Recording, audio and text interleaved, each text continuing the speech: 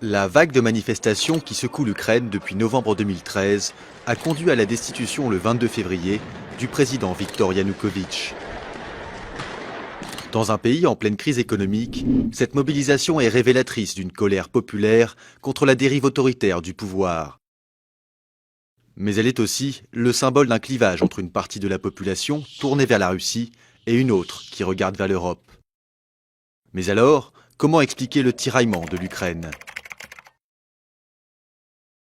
Au cours de l'histoire, les territoires qui composent l'Ukraine d'aujourd'hui ont été sous l'influence de différentes puissances extérieures, partagés le long d'une ligne qui coïncide grossièrement avec le cours du Dniepr. À l'ouest du fleuve, la domination des Lituaniens, des Polonais puis des Austro-Hongrois ancre ces régions en Europe. À l'est du Dniepr, en revanche, ce sont les Russes qui affirment leur emprise sur ces terres, qui, via la mer Noire, leur offrent un débouché sur les mers chaudes. Plus tard, au cours du XVIIIe siècle, la Russie conquiert finalement la plupart des terres occidentales. En 1917, à la chute de l'Empire russe, l'Ukraine proclame brièvement son indépendance. 5 ans plus tard, elle est incluse dans l'Union soviétique. La collectivisation forcée et la répression stalinienne culminent avec la grande famine des années 30 qui fait plus de 6 millions de victimes, en grande partie dans l'ouest du pays. Quelques années après, pendant la Seconde Guerre mondiale, l'Ukraine devient l'un des théâtres majeurs de la Shoah et connaît des combats d'une extrême violence. Plus de 8 millions de personnes perdront la vie. Ces deux tragédies sont fondatrices d'une mémoire ukrainienne éclatée. L'Ukraine soviétique atteint progressivement sa taille actuelle, et en 1991, à la chute de l'URSS, elle retrouve son indépendance, même si durant plusieurs années, le pays reste sous le contrôle d'un régime pro-russe. C'est l'année 2004 qui change la donne. À l'issue de l'élection de Viktor Yanukovych jugée frauduleuse, la révolution orange, menée par Viktor Yushchenko et Yulia Tymoshenko, porte au pouvoir des forces politiques libérales et pro-occidentales.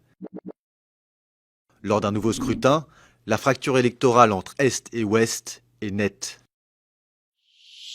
Si l'élite politique ukrainienne se rapproche alors de l'Union européenne, l'influence russe reste très présente, et ce, à plusieurs niveaux. Sur le plan culturel d'abord, Moscou considère Kiev comme la toute première capitale de la Russie au Moyen Âge. Un héritage encore perceptible aujourd'hui, 17% de la population ukrainienne est d'origine russe et la partie orientale du pays est majoritairement russophone, tout comme la capitale, Kiev. En termes stratégiques ensuite, l'Ukraine est un atout majeur pour l'armée russe, notamment la province autonome de Crimée, qui bénéficie d'une situation idéale sur la mer Noire. Et dans le port de Sébastopol, ville majoritairement russophone, un accord entre les deux gouvernements garantit à Moscou le maintien d'une importante base navale. La dépendance énergétique, enfin, est un autre élément qui limite l'autonomie du pays face à la Russie.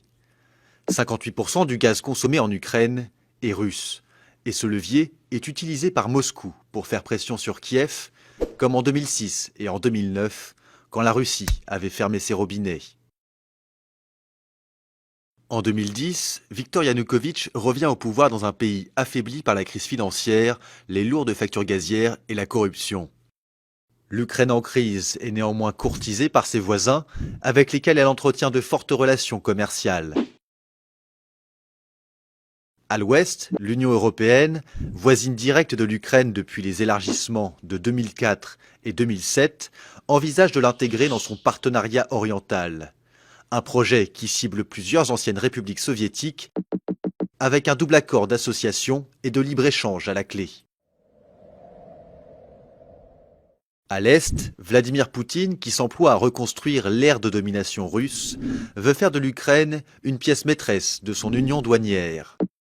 La préfiguration d'une union eurasienne qui réunirait de nouveau plusieurs républiques d'ex-URSS. Tandis que Yanukovych jongle entre les deux propositions, Moscou s'emploie à faire pencher la balance de son côté. La stratégie est double, proposer une aide financière et une baisse du prix du gaz, tout en bloquant aux frontières certaines exportations ukrainiennes. Mais à la fin 2013, Yanukovych annonce brusquement l'arrêt des négociations avec Bruxelles et choisit de se rapprocher de la Russie. La volte-face du régime provoque la colère d'une partie des Ukrainiens qui y voient une trahison et occupent la place de l'indépendance de Kiev.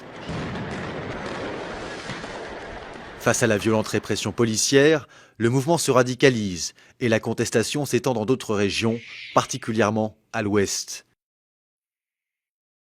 En février 2014, un énième blocage politique provoque un regain de tension.